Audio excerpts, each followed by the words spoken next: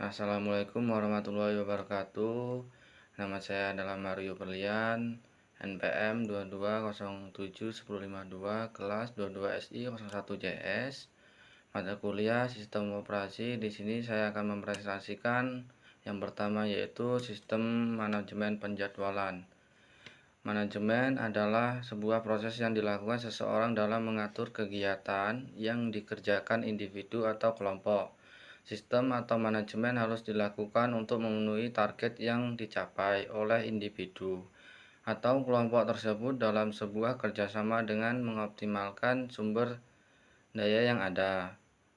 Penjadwalan adalah aktivitas perencanaan untuk menuntut kapan dan di mana setiap operasi sebagai bagian dari pekerja secara keseluruhan harus dilakukan pada sumber daya yang terbatas.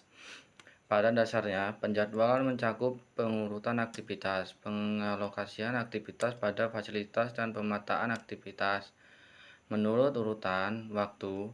Tujuan penjadwalan adalah meningkatkan efektivitas dan efisiensi penggunaan sumber daya, mengurangi terjadinya penumpukan barang setelah jadi dalam lintasan produksi, pengurangan terjadinya keterlambatan, dan dapat membantu pengambilan keputusan mengenal perencanaan kapasitas pabrik. 1. Jenis proses. Dalam sistem Linux terdapat jenis proses yang terjadi ketika sistem operasi bekerja, antara lain sebagai berikut.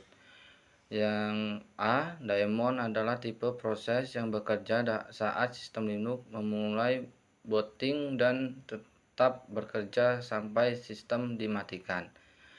Yang B.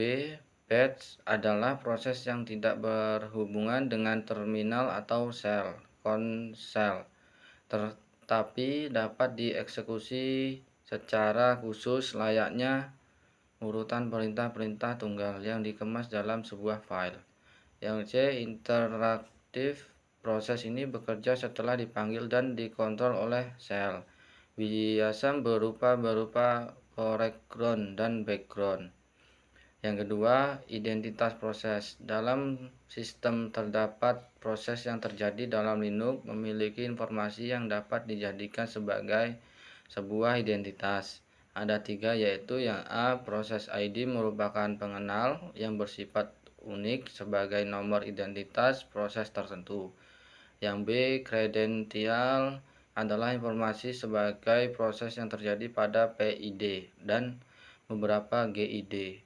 Untuk menentukan hak akses terhadap sumber daya proses lainnya. 3. Teknik processing. Ketika sebuah proses dipanggil dan dieksekusi, ada suatu kondisi yang memungkinkan pada dieksekusi berdasarkan scheduler menyimpan akun, file sistem, signal handler, dan virtual memory. Yang kedua, proses security keamanan sistem operasi. Model-model keamanan pada sistem operasi. Kriptografi secara umum adalah ilmu dan seni untuk menjaga kerahasiaan berita. Selain pengertian ilmu yang mempelajari teknik-teknik matematika yang berhubungan dengan aspek keamanan informasi sebagai kerahasiaan data, absahan data, integritas data, serta autentika data. Cryptographic system adalah untuk fasilitas untuk mengonversikan plain text ke ciphertext dan sebaliknya. Perancangan sistem operasi yang aman.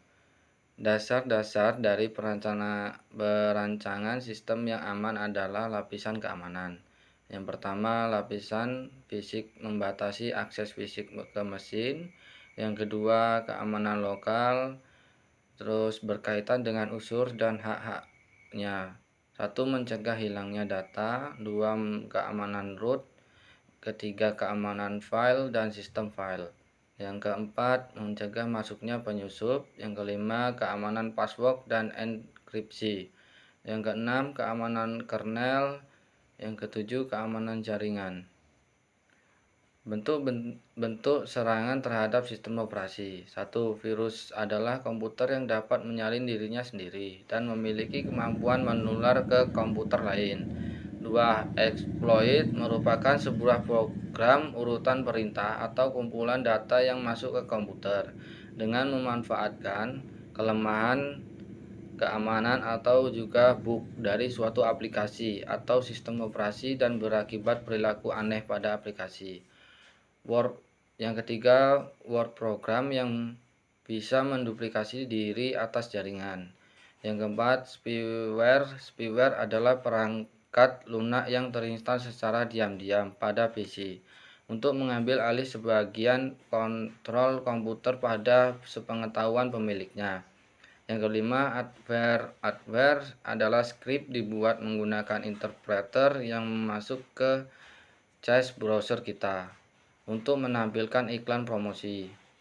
Yang keenam, malware. Malware adalah perangkat lunak yang menimbulkan penyimpanan fungsi dari sistem komputer atau aplikasi yang ada di dalamnya. Ketujuh, Trojan Horse.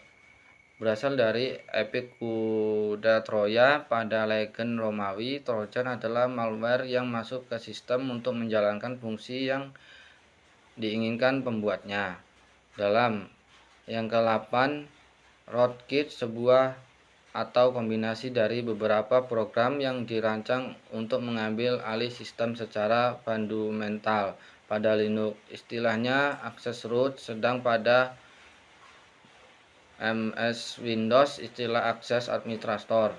Phishing adalah upaya penipuan baik melalui email atau messenger dengan memberikan sebuah link ke suatu situs palsu yang mirip seperti aslinya, misalnya sebuah bank atau situs transaksi online.